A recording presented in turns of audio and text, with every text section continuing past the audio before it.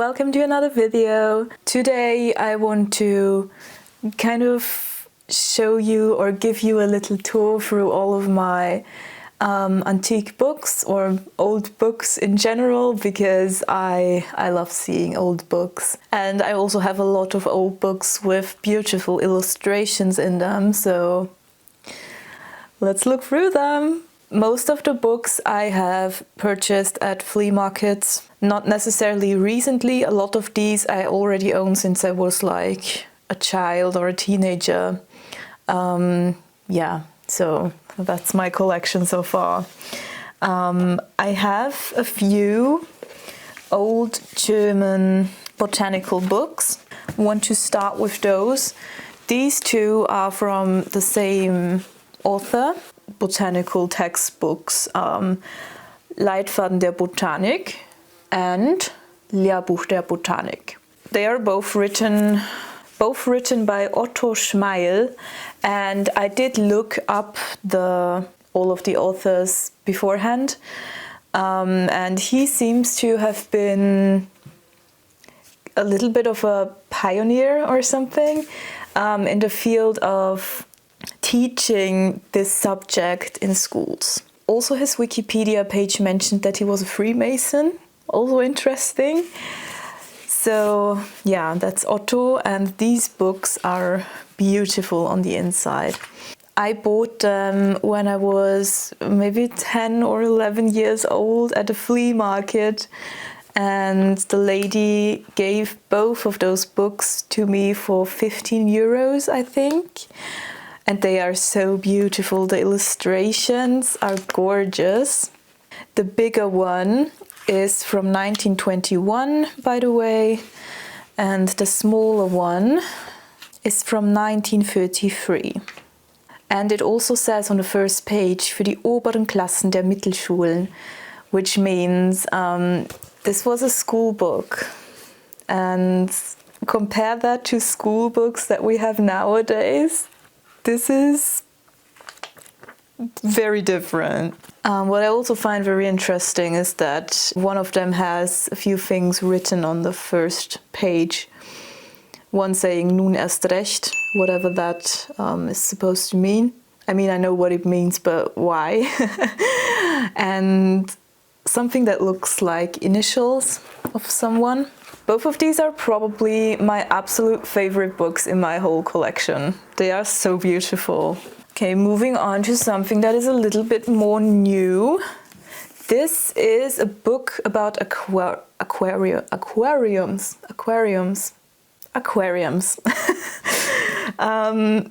This is not as old as these two that I just showed you. It's from 1966. So it has to be one of the first books about this topic, because aquariums aren't around since a super long time, like aren't popular since a very long time. And this one also has so many beautiful illustrations in it, and it even has colored pictures, which is very nice for a book this old, 1966. That was a long time ago. Bunte Welt im Glase by Haus Frey. I also bought this one at the flea market for a few euros, probably 4 or 5 years ago. We have two more books about nature. This one is from my grandma. She gave this to me. I can't even read what it says.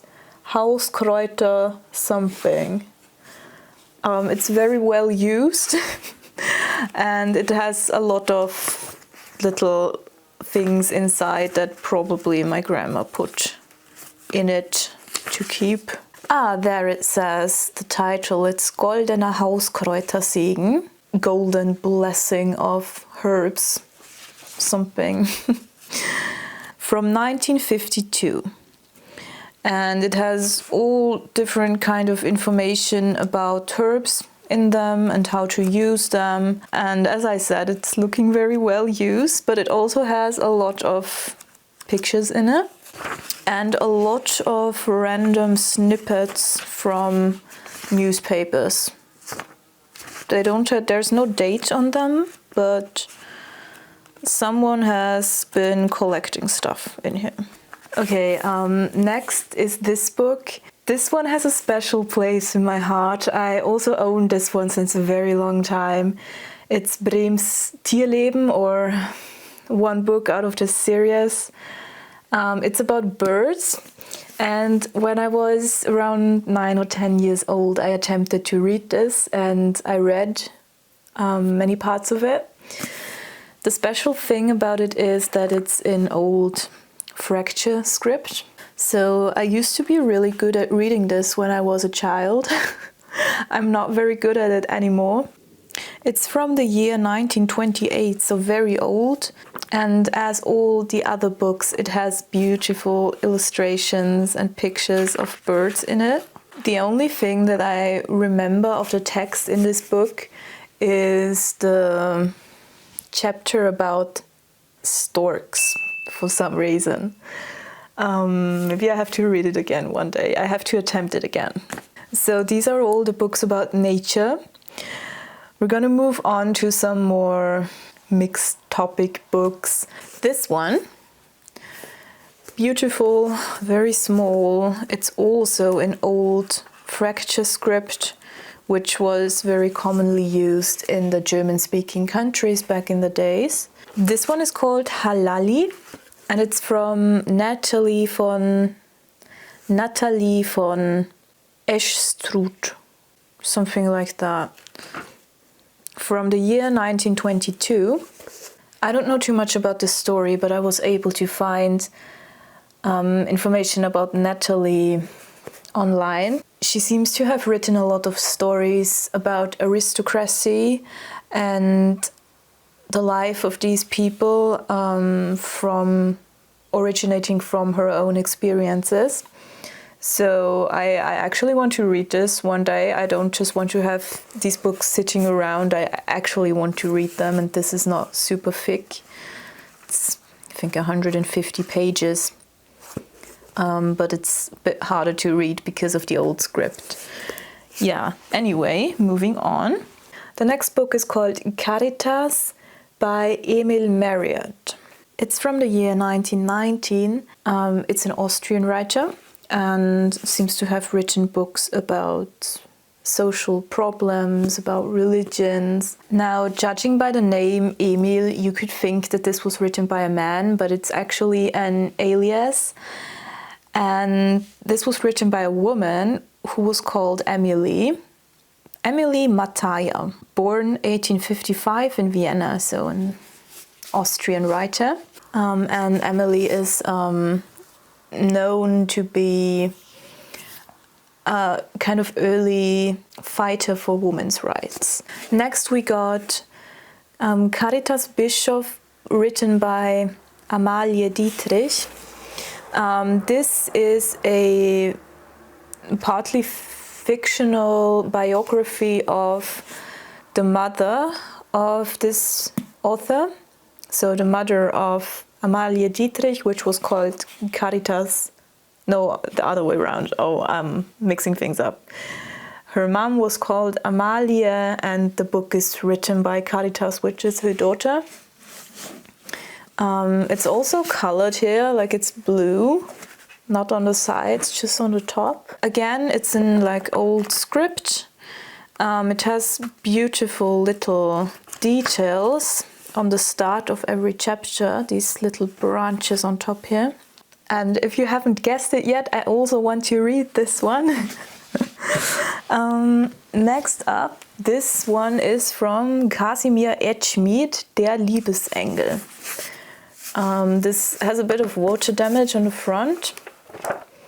It's also in old fracture script, and it's from the year 1941, so a little bit younger than the other ones.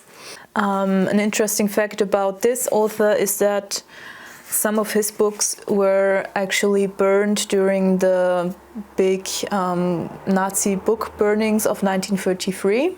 This one was written later, 1940-something. I can't remember what I just said a minute ago. Another red book This one I'm just going to talk about very briefly because I mentioned it in another video. This is called Josephine Mutzenbacher. It's from 1906. It's not in the old fracture script, it's in normal script, but you know, both of these scripts were used back in the days. I still don't know if this is an original first printing from 1906 or not. I have no clue. To my knowledge, this is the first Austrian erotic book that has ever been published. And it was a big thing back in the days. It's extremely explicit. Any page you look at has some kind of explicit scene in it. I still haven't read it. I want to read it this year and maybe give an in-depth look on this whole topic of erotic fiction back in the days. Yeah, I'd like to do a kind of deep dive video about this because it's a very interesting topic, especially nowadays, that people often tend to say that we have no morals and everything, with things like dark romance books being very popular, but back in the days they had similar things. So I'd love to do a deep dive on this one once I have finished reading. Now we only got a couple more. This one I own since a very long time. I have no clue where it came from. I don't think it has a date in it. It's an old fracture script again, so a bit harder to read. It has a few pictures in it that shows Austrian aristocracy. Ah, wait, no, this one is also written by Nathalie von Eschstruth. I showed you another book of her earlier. And the story is called Die Regierungstante. It has beautiful pictures in it, but I don't know anything else about it, and I also don't know where I got this from. No idea. These two I'm also not going to talk too much about, as I have also shown this in my last antique book haul. Peter Rosegger, 2 books from him.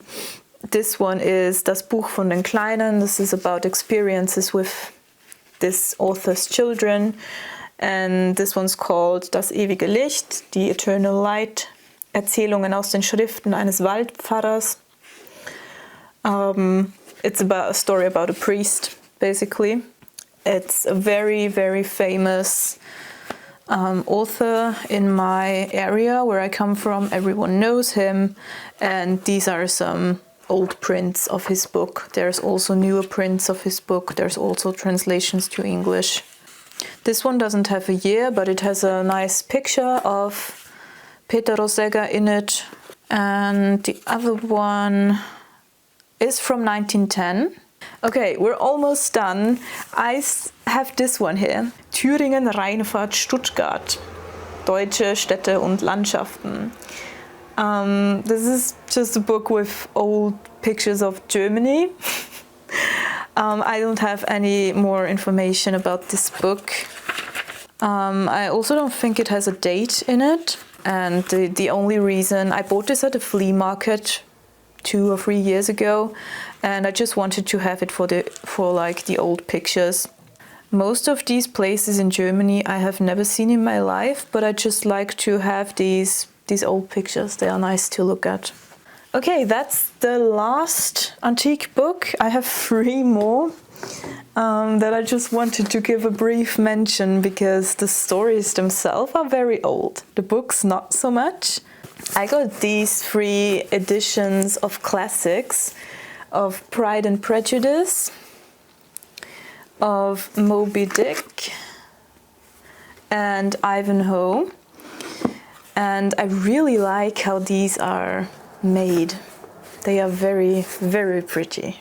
They are from 1987, so not very old. I found them in a charity shop in Glastonbury, I think it was, for £2 each. Yeah, they still have the sticker on. I really have to go there again. I have to take a plane and go there again on holiday. It was so amazing. However, I should have really taken a second suitcase because I bought a ton of books. Honorable mention to these 3 because they are so beautiful. And that's it. That's all the books. Okay, so do you have any old books too? From like let's say the early 1900s? Because I love collecting these. I should really start reading them more often. But yeah, that's my collection so far. And it's only gonna get more because I have a lot of space in this house now for books.